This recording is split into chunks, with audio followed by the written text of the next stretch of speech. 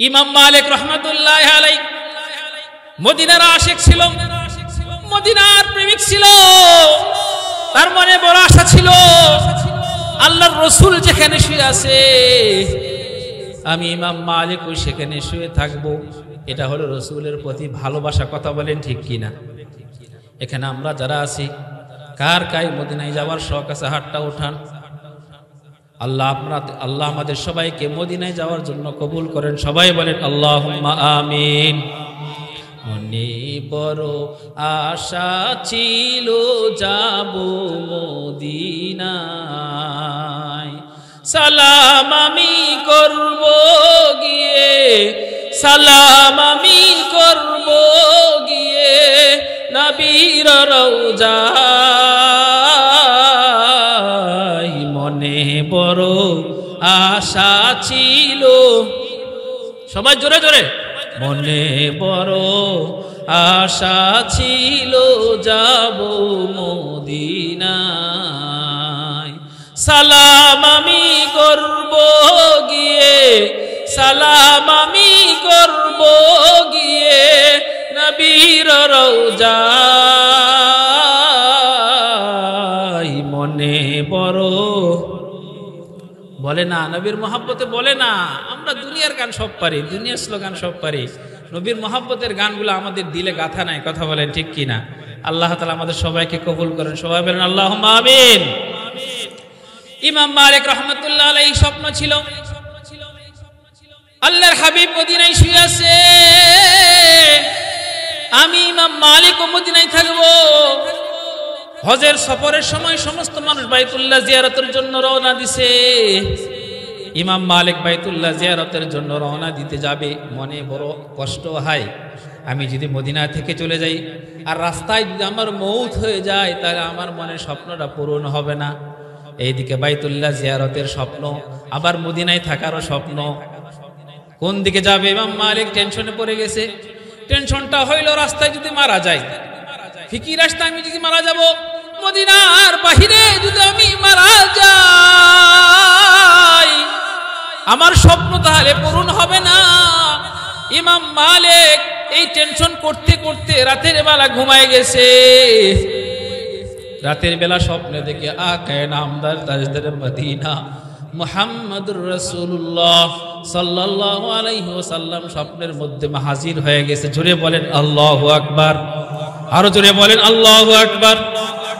আরে আমাদের জামানায় এমন কিছু বুজুর্গ এখনো দুনিয়াতে জীবিত আছে যাদের সঙ্গে রাসূলের সম্পর্ক এমন, আল্লাহর রাসূলকে স্বপ্নের মাধ্যমে দেখতে পাই। জোরে বলেন সুবহানাল্লাহ। আর আমি আপনি দুনিয়ার এত আশিক হইছি, দুনিয়ার প্রতি এত আকৃষ্ট হইছি, এমন কিছু যুবক আছে সারাদিন নায়িকার ফিকির করতে করতে, ডার্লিং এর ফিকির করতে করতে ঘুমের মধ্যেও সেই নায়িকাকে নিয়ে স্বপ্ন দেখে। কথা বলেন ঠিক কিনা?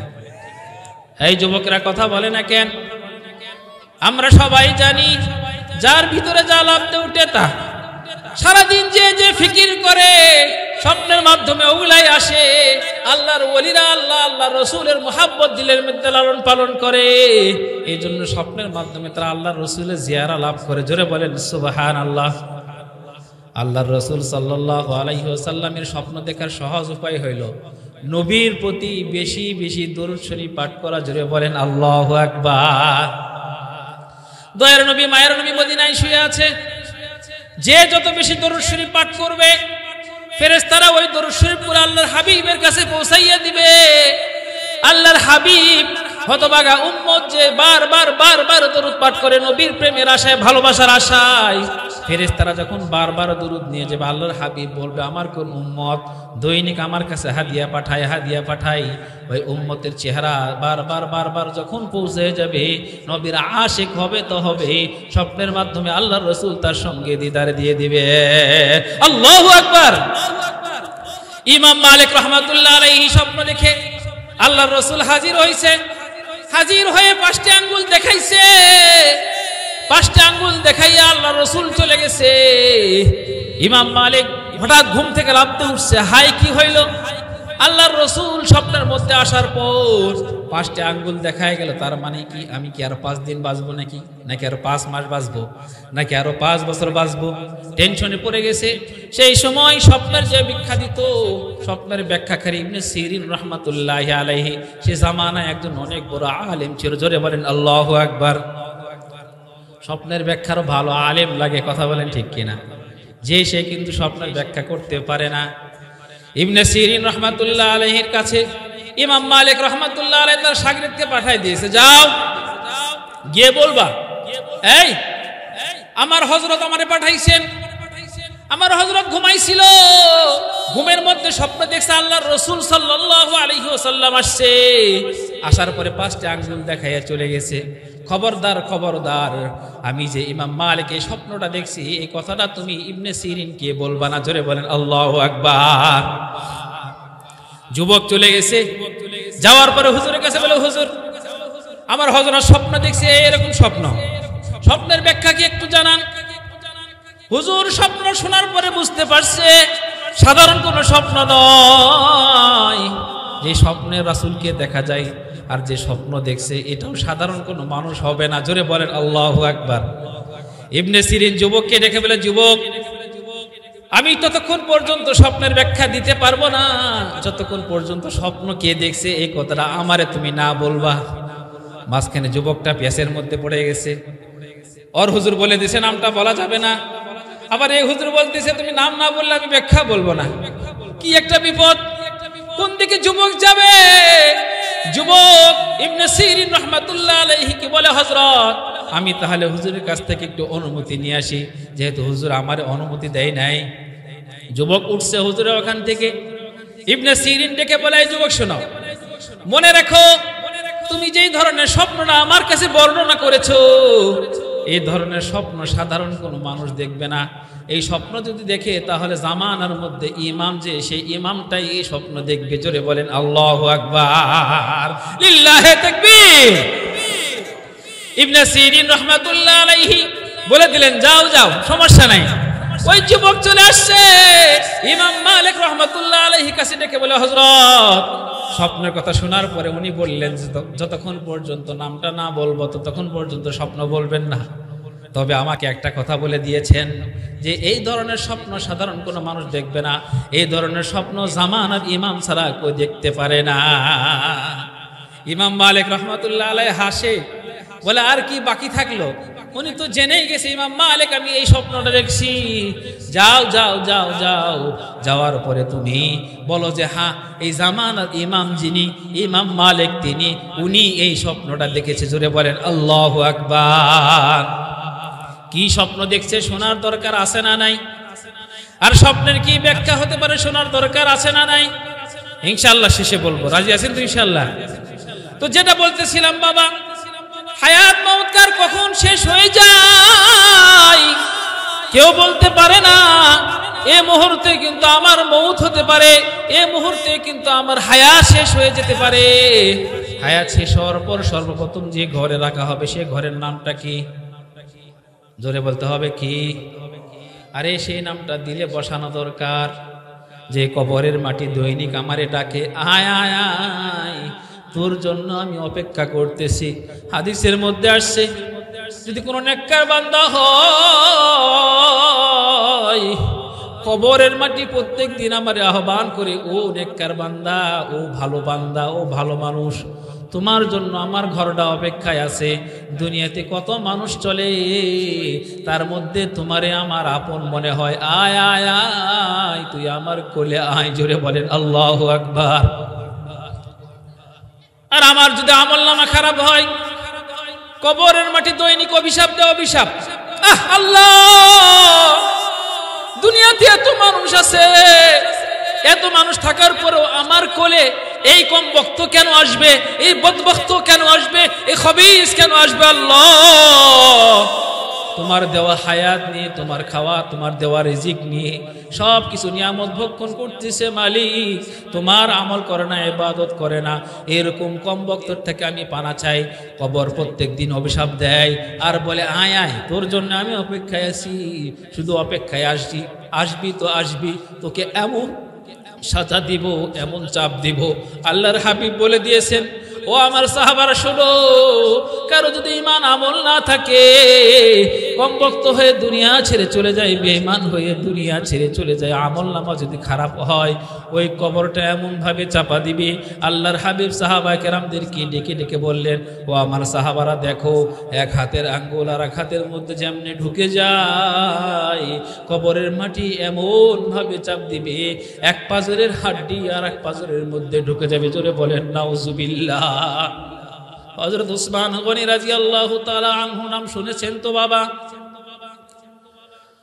হযরত উসমান গনি রাদিয়াল্লাহু তাআলা আনহু, যার উপাধি ছিল জিন্নুরাইন। হযরত উসমান গনি রাদিয়াল্লাহু তাআলা আনহু, গনি মানে ধনী, ওসমানের উপাধি ছিল গনি। হযরত ওসমানের এত সম্পত্তি ছিল, এত সম্পত্তি ছিল যে মানুষ তাকে গনি বলে উপাধি দিয়েছে। জোরে বলেন সুবহানাল্লাহ। আবার জিন্নুরাইন বলা হয় দুই নূরের অধিকারী, অর্থাৎ আল্লাহর রাসূল সাল্লাল্লাহু আলাইহি ওয়াসাল্লামের দুইটা মেয়েকে বিবাহ করেছেন। একটা মেয়েকে বিবাহ করার পর সেই মেয়েটা মারা যাওয়ার পরে আরেকটা মেয়েকে আল্লাহর রাসূল সাল্লাল্লাহু আলাইহি ওয়াসাল্লাম উসমান গনির সঙ্গে বিবাহ দিয়েছেন। জোরে বলেন আল্লাহু আকবার। উসমান গনি রাদিয়াল্লাহু তাআলা আনহু আশারায়ে মুবাশশারা, অর্থাৎ দুনিয়ার মধ্যে আল্লাহ তাআলা 10 জন সাহাবীকে জান্নাতি বলেছেন। জোরে বলেন আল্লাহু আকবার। সেই 10 জনের মধ্যে হযরত উসমান গনিও ছিল। হযরত উসমান গনিও ছিল। জান্নাতের সার্টিফিকেট পাওয়ার পরে হযরত উসমান গনির ব্যাপারে হাদিসের মধ্যে আসতেছে, যখন উসমান গনির খেলাফত সাহাবাদের নিয়ে, খলিফাদের নিয়ে, আরো লোকজন সবাইকে নিয়ে গোরস্থানের পাশে যাওয়ার সময় হযরত উসমান কবরকে দেখার পরে থমকে দাঁড়িয়ে যেতেন। জোরে বলেন আল্লাহু আকবার। শুধু দাঁড়ানো নয়, হযরত উসমান গনি রাদিয়াল্লাহু তাআলা আনহু কবরের পাশে দাঁড়াইয়া দু চোখ ধরে এমন ভাবে কান্নাকাটি করতেন।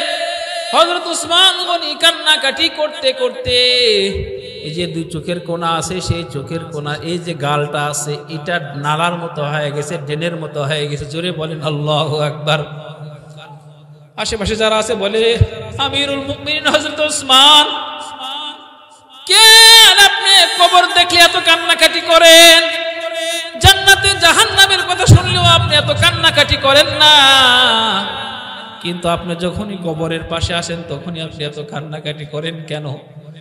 হযরত উসমান গনি জিন্নুরাইন বলেন, সবাই খেয়াল করে শোনেন বাবা।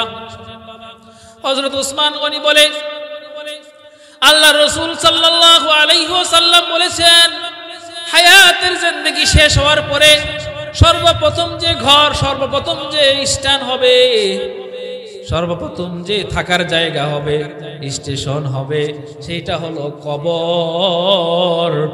আর ওই কবরের মধ্যে যে রেহাই পাবে, পরবর্তী যত জীবন আছে, যত জায়গা আছে, সব জায়গাতেই সেই রেহাই পাবে। জোরে বলেন আল্লাহু আকবার, লিল্লাহি তাকবীর।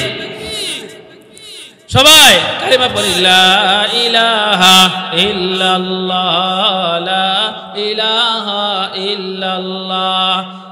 জিকির করতে করতে একটু আগায় বসি, সবাই আগায় বসি ইনশাআল্লাহ। পিছনে ভাই দেখা হচ্ছে না, অনেকে দাঁড়ায় আছে।